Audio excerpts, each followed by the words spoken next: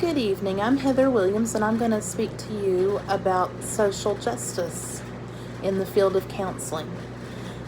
First of all, our materials this week discussed having a golden rule for counseling, and that's talking about the basic golden rule from the Bible, where you do unto others as you have others do unto you.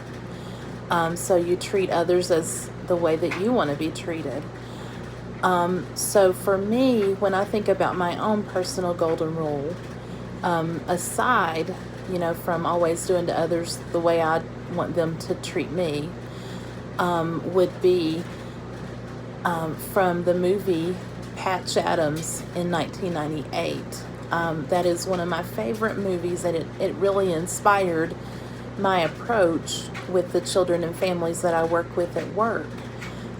He always used humor, even when situations were dire.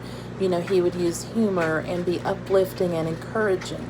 And I think that would be my golden rule, would be to always try to encourage and uplift the people that I serve and that I work with.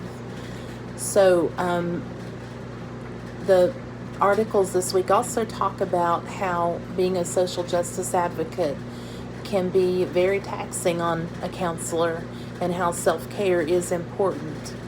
In Melchior and Bean's article from 2018, they talked about how most people, rely on their support systems, and I think that's what I do sometimes too, but how that the support system can actually sometimes be in direct conflict with what you're trying to do in social justice advocacy.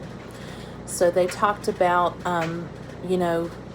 always, trying to decide. Sometimes you have to avoid getting into arguments. You have to pick your battles. Sometimes you have to engage and present, good arguments. Other times you have to deflect. They also talked about counselors needing to reflect, stay informed, and making sure that they're being a voice for those who don't have a voice. So I think as far as self-care, just making sure that you are taking care of your own, health, mental and physical health. And I think just staying on top of that and making sure that you take time out, from counseling to do things that help bring you happiness.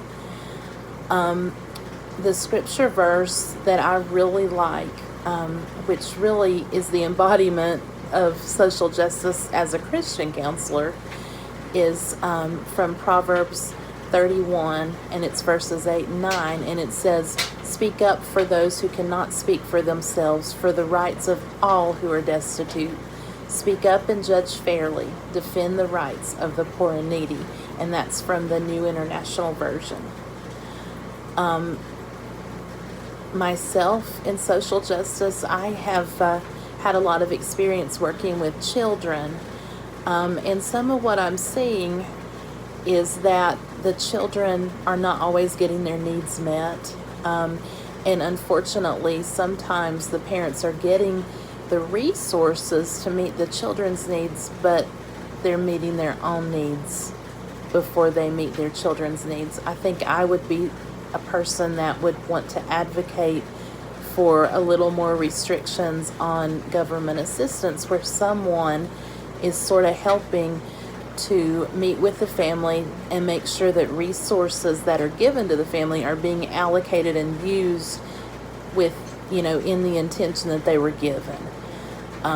Because unfortunately, I've seen quite a bit of these things happening, and I think that would be one of the things that is near and dear to my heart. And it's very disheartening when you see a child that resources were given to do something for that child, and that those resources are not being used in that manner.